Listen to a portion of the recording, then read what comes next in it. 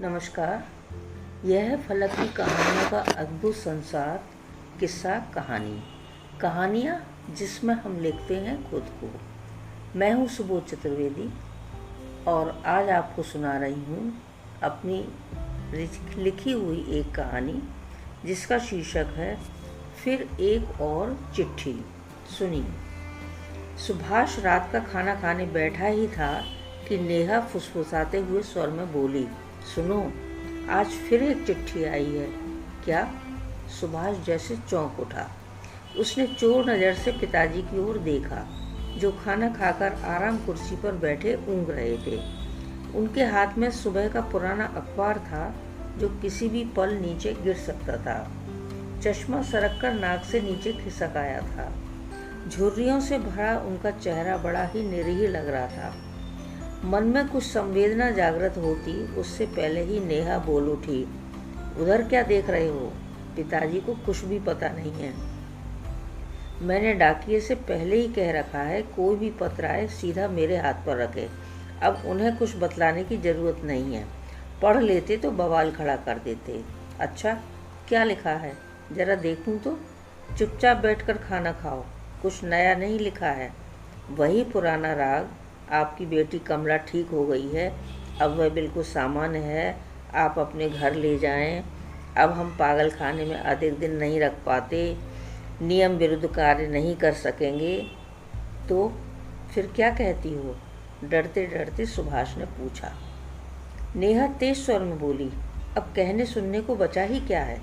एक बार हम लोग तय कर ही चुके हैं, फिर नए सिरे से चर्चा उठाने का क्या लाभ है?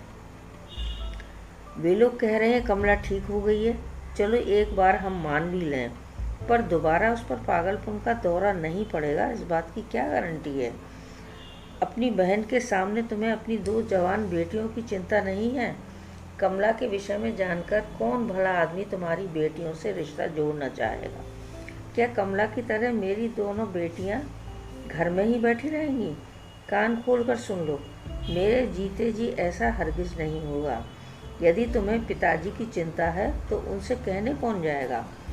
उन्हें इस उम्र में अपना ही कितना होश है जो बेटी की चिंता करेंगे।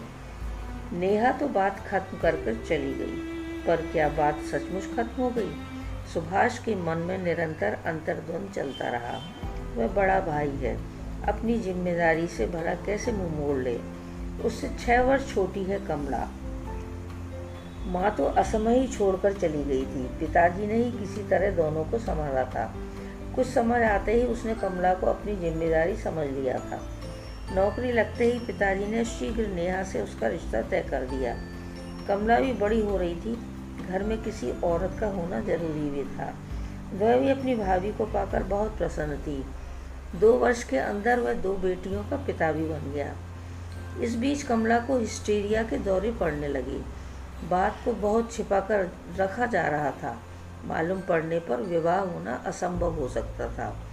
इसलिए आनन फानन जो भी रिश्ता जचा, कमला के हाथ पीले करने के लिए जोर शोर से तैयारी होने लगी। अपनी हैसियत से बढ़कर विवाह भी हुआ। विवाह करके आर्थिक स्थिति दयनीय हो चुकी थी। वह तो गनीमत थी कि सर पर छत पहले ही बना ली थी। परंतु जाने क्या हुआ कि 1 वर्ष के भीतर कमला पर पागलपन के दौरे पड़ने लगे। ससुराल वालों ने धोखा देने की तोहमत लगाकर उसकी हरकतों से आजिज आकर कमला को खोटे सिक्के की तरह मायके लौटा दिया। बहुत इलाज करने पर भी जब फ़ायदा नहीं हुआ, सुभाष की अकेली तनख्वाह में इलाज कराना मुश्किल हो गया। पिताजी रिटायर्ड हो चुके थे। कमला की हालत दिनों दिनों बदतर होती चली गई। कभी वह अपने कपड़े फाड़ डालती, कभी बाल नोचने लगती। सबसे ज़्यादा भय तो तब लगता जब वह अपनी भतीजियों के साथ भी आक्रामक हो जाती। नेहा बहुत डर गई थी। उसे हर वक्त किसी अनहोनी की आशंका सताया करती। घर में आए दिन कमला को लेकर अशांति होने लगी। जब भी कुछ ऐसा होता तो कुछ न कुछ घर में क्लेश होना लगता। पिताजी पहले ही निरीह थे, अब और अधिक हो गए थे। एकदम उन्होंने चुप्पी साध ली थी। रोज रोज की किचकिच से सुभाष भी परेशान हो उठा। इलाज करवाना उसके बूते के बाहर होता जा रहा था। उसकी बहन की वजह से घर का माहौल तनावपूर्ण रहने लगा। ऐसा लगता था घर के सभी सदस्य किसी आतंक के साए में जीने को विवश हो गए हैं। कमला कब घर में क्या उत्पात मचा दे कुछ ठीक नहीं था। उसका वह अनर्गल आत्मलाप चेहरे की भयावता को और बढ़ा देता। मजबूरन कमला को पागल खाने में भर्ती कर दिया गया। शुरू में पिताजी हर माह मिलने जाया करते थे। पहले सुभाष भी साथ चला जाया करता था, पर धीरे धीरे उसका जाना कम होता गया। वहाँ का माहौल दहशत पैदा करता था। कमला किसी को भी पहचानती नहीं थी। जो भी मिलने जाता अपने हृदय पर एक बोझ लेकर लौटता। धीरे धीरे घर वालों ने इसे अपनी नियति स्वीकार कर लिया, हृदय पर पत्थर रख लिया। बुढ़ापे के कारण पिताजी का भी जाना कम होता चला गया। सुभाष अपनी गृहस्थी नौकरी में व्यस्त हो गया। अब कमला का ख्याल कभी कभी आता। जिस बहन से बिना लड़े झगड़े एक दिन भी रोटी हजम नहीं होती थी, वही बहन स्मृतियों के किसी कोने में दफन हो चुकी थी। सच तो यही था कि सभी ने कमला के ठीक होने की आस छोड़ दी थी, परंतु पिछले 6 माह से पागल खाने से चिट्ठियों का सिलसिला शुरू हो चुका था। इधर उसकी दोनों बेटियां युवावस्था में कदम रख चुकी थीं। 20 वर्ष का अंतराल इस बीच गुजर चुका था। अब यह भी याद नहीं रहा कि पिछली बार वह कमला से मिलने कब गया था। एक तरह से कमला की चर्चा अब इस घर में कोई भी नहीं करता था। कभी कभार पिताजी याद कर लेते, पर उनकी बात को कोई भी महत्व नहीं देता था। अतीत से पीछा छुड़ाकर उनकी अपनी एक दुनिया थी, जिसमें बच्चों के भविष्य को लेकर कुछ सुनहले सपने थे, जिन्हें पूरा करने में पति पत्नी प्रयासरत थे कि अचानक इन चिट्ठियों ने उनके जीवन में उथल पुथल मचा दी। बेटी की दुर्दशा से पिताजी आहत दिखते थे। दर्द उनके चेहरे पर साफ झलकता था। एक बार मौत ने गले लगा लिया होता तो कलेजे पर पत्थर रहकर सह जाते, पर यहाँ तो कमला होकर भी नहीं थी। शायद उनकी सांस इसी आस में चल रही थी कि एक दिन कमला ठीक होकर घर आएगी, पर उनके पीठ पीछे क्या षड्यंत्र चल रहा है इससे वे बिल्कुल अनभिज्ञ थे। रात भर सुभाष करवटें बदलता रहा। जिस दिन वहाँ से चिट्ठी आती है वह विचलित हो जाता है। स्मृतियों के झरोखे से पुरानी बातें उसे बेचैन कर देती हैं। आज भी वही हुआ। बहुत देर तक करवट बदलने पर भी जब नींद नहीं आई, चुपचाप दरवाज़ा खोलकर बाहर बरामदे में रखी कुर्सी पर बैठ गया। चांदनी रात खिली हुई थी। देखकर उसे फिर बहन की याद शिद्दत से सताने लगी।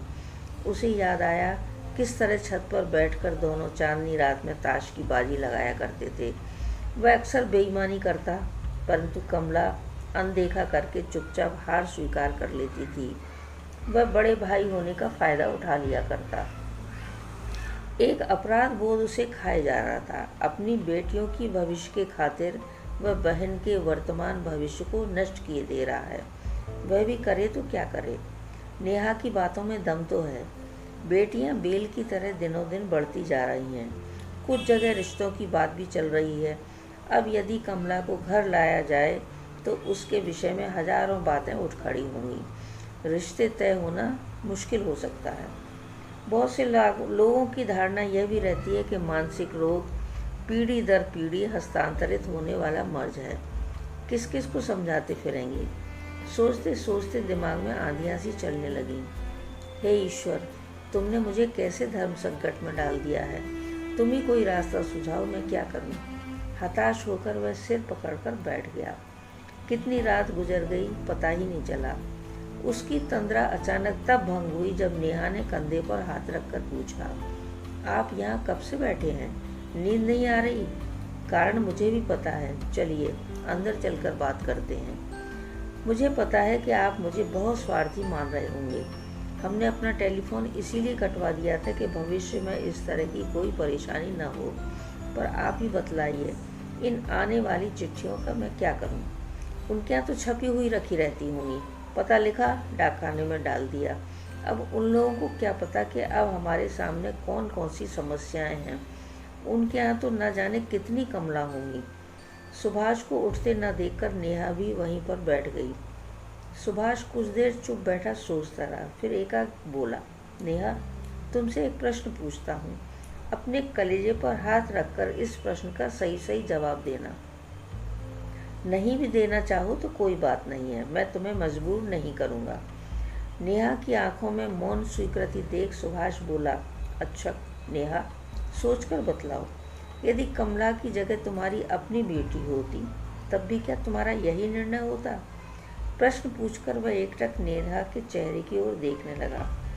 उसके चेहरे पर अनेक उतार चढ़ाव दिख रहे थे। उसका शरीर आवेग से हौले हौले कांप रहा था।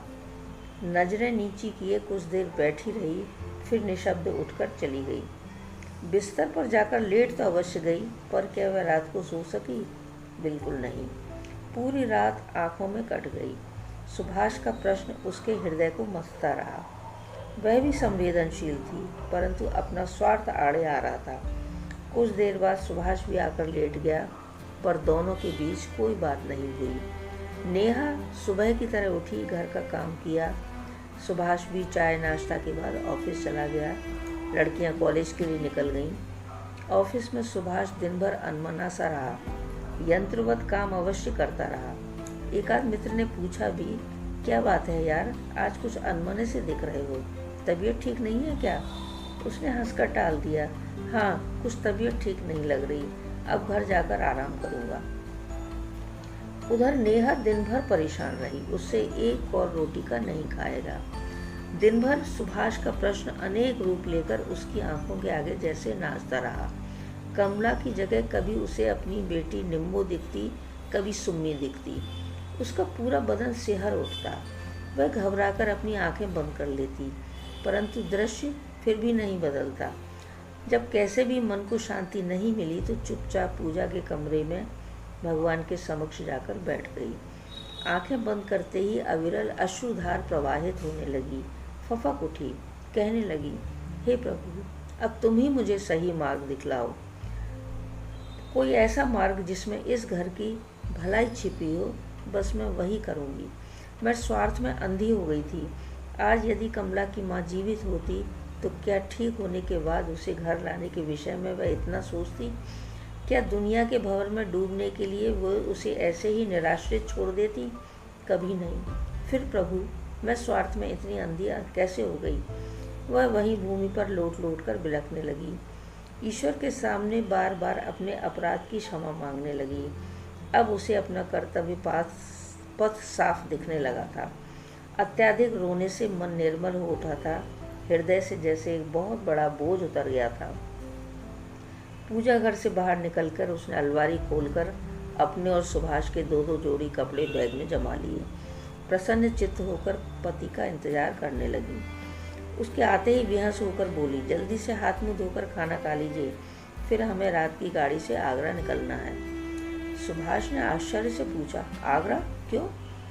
क्यों आपको अपनी बहन कमला को घर नहीं लाना है? 10 दिन बाद राखी का त्योहार भी आने वाला है। सुभाष ने बिना किसी की परवाह किए नेहा को अपने गले से लगा लिया।